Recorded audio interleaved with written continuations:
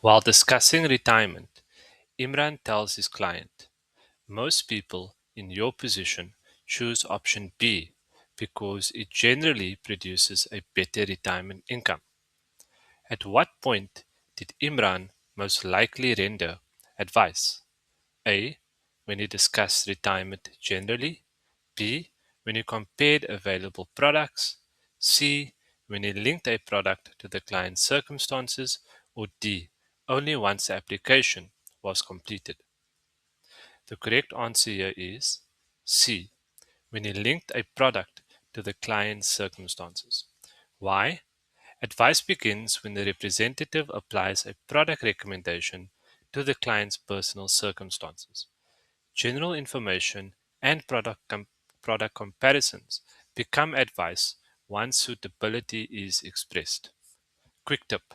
The moment a rep connects a product to a client's personal needs, objectives, or circumstances, you've crossed from information into advice. Here's a memory hook. Facts equal information. Suitability equals advice.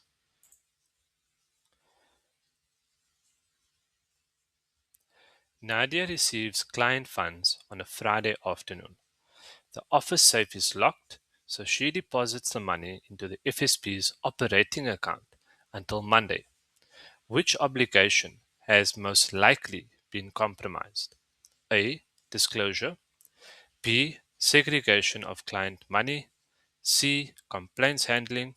Or D. Licensing conditions. The correct answer here is B. Segregation of client money. Why? Client money must remain separate from the FSP's own funds. Depositing client money into the operating account compromises the segregation of client funds, regardless of how long the money remains there. Quick tip. Whenever you see the words client money, immediately ask yourself, was it kept separate? The RE5 exam loves testing segregation before anything else. Here's a memory hook. Client's money does not equal FSP's money, ever.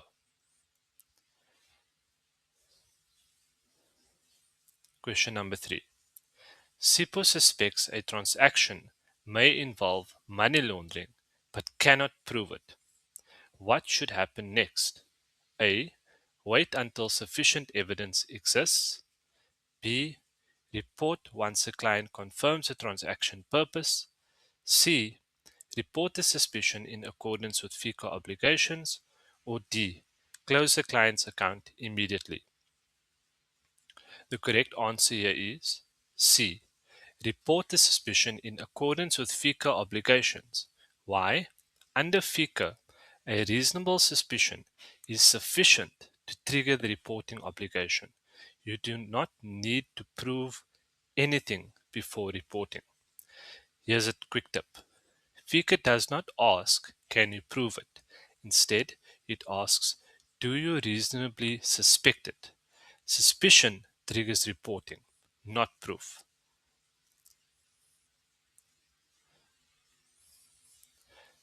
Question 4. Sarah meets all qualification requirements but is later convicted of fraud unrelated to financial services. Which fit and proper requirement is most directly affected? A. Honesty and integrity. B. Operational ability. C. Competence. Or D. Product knowledge. The correct answer here is A. Honesty and integrity. Why? A fraud conviction directly affects the rep's honesty and integrity, which is one of the core fit and proper requirements that must be maintained continuously. Quick tip. Whenever you see fraud, theft, dishonesty, misrepresentation, think immediately honesty and integrity, not competence. Are you in the market for updated, comprehensive, and easy to use study material? Look no further than our RE Exam Buddy study pack. It includes study content, it includes topic questions, mock exams, summary slides, and even a 30-day RE5 study planner. What are you waiting for? Click the link in the video description below to get your study pack today. A client believes an FSP acted unfairly and wants compensation for financial prejudice. Which organization is most appropriate? A. The Prudential Authority. B. Financial Intelligence Center. C. Phase Ombud. Or D. Companies and Intellectual Property Commission. The correct answer here is C. The Phase Ombud. Why? The Phase Ombud deals with complaints involving financial prejudice arising from advice or intermediary services rendered by an FSP or a rep. Quick tip: always ask, what does the client actually want? If they want compensation, redress, or a complaint resolution, think Phase Ombud. If it's supervision or regulation, think FSCA. Question number 6. Arrange these events in the most logical order. Advice rendered, client accepts recommendation, needs identified, appropriate recommendation developed. A. 3, 4, 1, 2. B. 1, then 3, then 4, then 2. C. 3, then 1, then 2, then 4. Or D. 4, then 3, then 1, then 2. The correct answer here is A. Step 3, 4, then 1, then 2. Why? A proper advice process follows a logical sequence. Identify the client's needs, develop suitable recommendations, present the advice, and then the client decides whether to accept it. Quick tip: never recommend before understanding. The advice process always begins with gathering of information, identifying needs, only then recommend. The RE5 exam often reverses these steps to catch students out. Question 7. An FSP changes the office address, key individual, and the company logo. Which change is the most significant from a regulatory perspective? A. 1 only. B. 2 only. C. 3 only. Or D.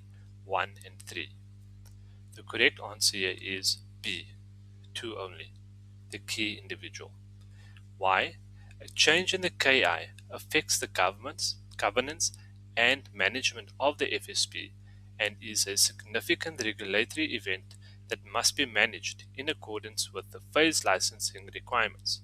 Quick tip: whenever an exam question changes either the KI, the license, or the representative status, your brain should immediately think, does the FSCA need to know? These are the major regulatory events. Question 8. Kyle works under supervision.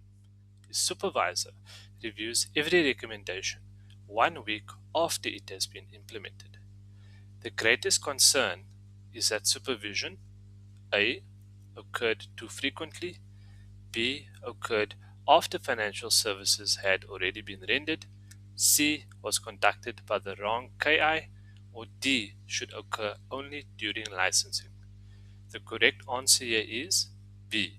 occurred after financial services had already been rendered. Why? Supervision must take place while financial services are being rendered. Reviewing advice only after implementation defeats the purpose of supervision. Quick tip: the examiners love one phrase. In this case, reviewed afterwards. If supervision happens after advice is given, start looking for the wrong answer. Supervision exists to prevent mistakes, not to discover them later. Question 9. Which activity is least likely to constitute an intermediary service? A. Receiving a completed application. B. Collecting premiums on behalf of a product supplier. C. Recommending a specific investment. or D. Submitting client documentation to an insurer? The correct answer here is C. Recommending a specific investment. Why? Recommending a specific investment is advice, not an intermediary service. The other options involve facilitating or giving effect to a financial transaction, which are intermediary services. Quick tip: whenever you read recommend, think advice. Whenever you read receive, collect, submit, process, or facilitate, think intermediary service. This distinction appears throughout the RE5 exam. Question 10. A representative has passed RE5 but has not yet completed the required class of business training. Which conclusion follows? A. RE5 alone satisfies competence requirements. B. Competence consists of several independent requirements. C. Passing RE5 overrides class of business requirements. Or D. Class of business applies only to key individuals. The correct answer here is B. Competence requirements consist of several independent requirements. Why? Competence is made up of several requirements, including qualifications, RE5, class of business training, product specific training, and experience. Meeting one requirement does not satisfy the others. Quick tip: never assuming RE5 means you're fully competent. Competence is like a puzzle. RE5 is only one piece of that puzzle. The RE5 exam loves asking about the missing pieces. If you found this video useful, hit the like button, share with fellow RE5 buddies, and subscribe to the channel for more free RE5 content.